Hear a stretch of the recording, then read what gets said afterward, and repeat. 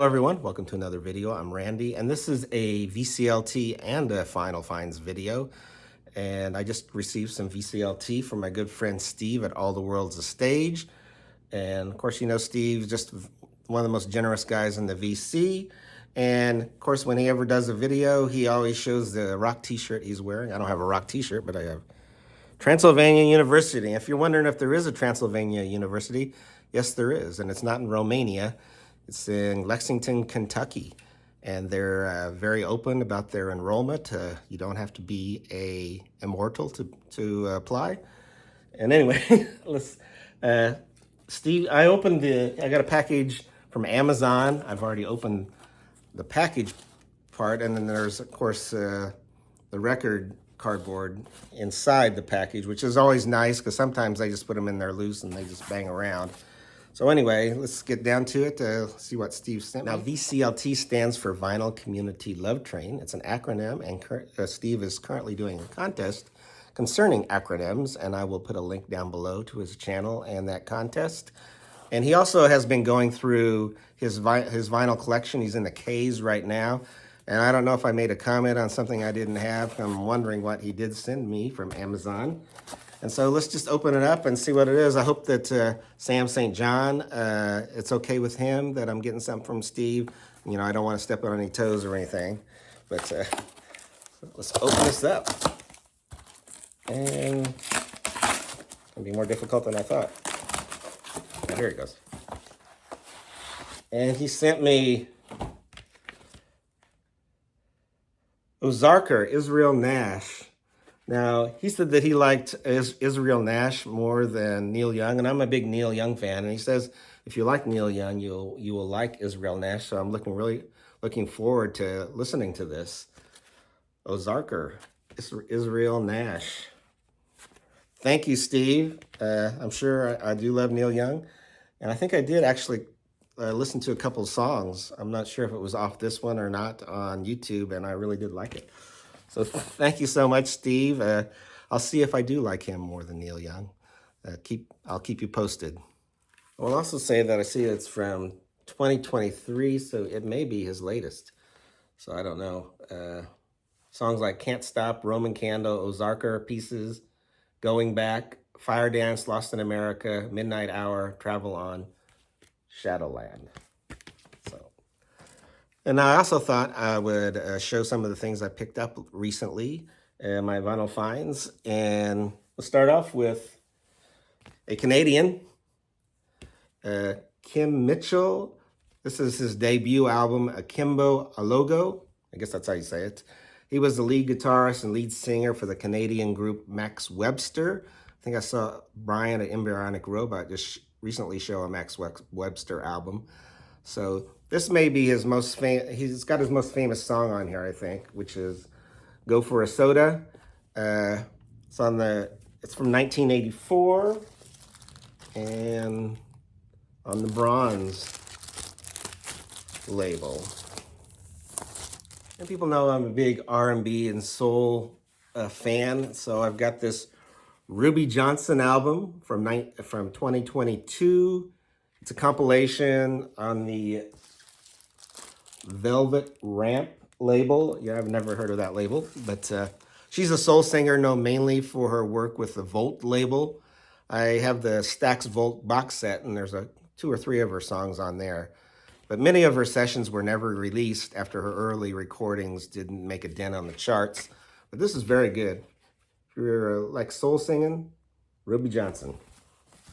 Next is an album I know very well, so I must have recorded it like on a cassette tape off one of my friend's albums or something like that.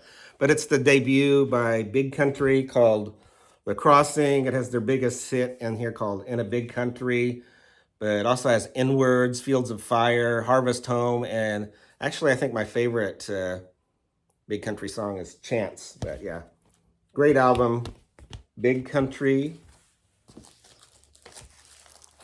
on the Mercury label from 1983. And as you know, I'm a fan of Nancy Sinatra, so I'll usually pick one up if I find one. And that's in good condition, which a lot of times, especially the covers, aren't. But this one is, and it's Moving with Nancy, a nice picture of her, front and back there. This was the soundtrack to her television special in 1967, and the highlights being the tunes she does with Lee Hazelwood. And it's on her dad's label, Reprise. And you probably also know that I'm a fan of some of the 60s pop guys, especially Gene Pitney. This is his album Blue Jean, which I didn't have on the MusiCore label. But he had kind of this unique voice, I always thought. And this has two of his bigger hits on here, 24 Hours from Tulsa and Yesterday's Hero. Like I said, it was on the MusiCore label. And next is from Dave Edmunds. I guess I didn't take the shrink off this one. His album, Information. This came out in 1983. I saw on, I think, AllMusic, it only gave it 2.5 stars, which I thought was kind of amazing because I think it's a pretty good album. I mean, it's not anywhere near his earlier albums that were basically rock pile albums, but this was an album produced by Jeff Lynne of ELO. Maybe they thought it was too polished, I don't know. But he does some nice covers on here too, like NRBQ's I Want You Bad and the J. Giles Band Wait. Yeah, Information on the Columbia label. Next is kind of an unsung singer-songwriter, James McMurtry, The Horses and the Hounds. If Sam St. John, you don't know this artist, you should check him out. This is an album from 2021. Amazing singer-songwriter and the son of novelist Larry McMurtry of Lonesome Dove fame. And he is quite the wordsmith. Some of the best songs, there's a nice picture of him right there. His early albums are really good too, but this is a really fine album as well. Canola Fields, Operation Nevermind, and Jackie are maybe 3 of my favorites on here. But yeah, James McMurtry, really good singer-songwriter. Next, a great power pop record, and that's Fresh by the Raspberries. Great power pop. This is their debut.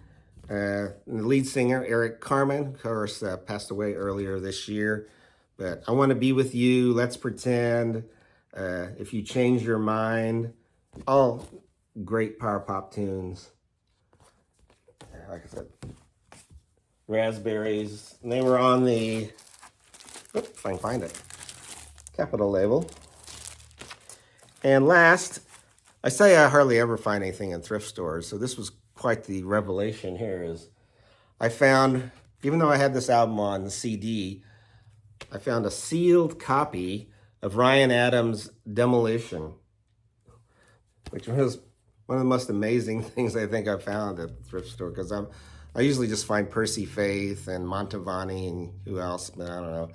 And this has the song Nuclear, which is actually one of my favorite Ryan Adams songs. I like it a lot more than the critics do, at least AllMusic's one. But this is his 3rd studio album, and quite the find for me at the thrift store. And that's it. Everyone subscribe to Steve at All the World's a Stage, and hope everyone's doing well. And thanks again, Steve, for the record.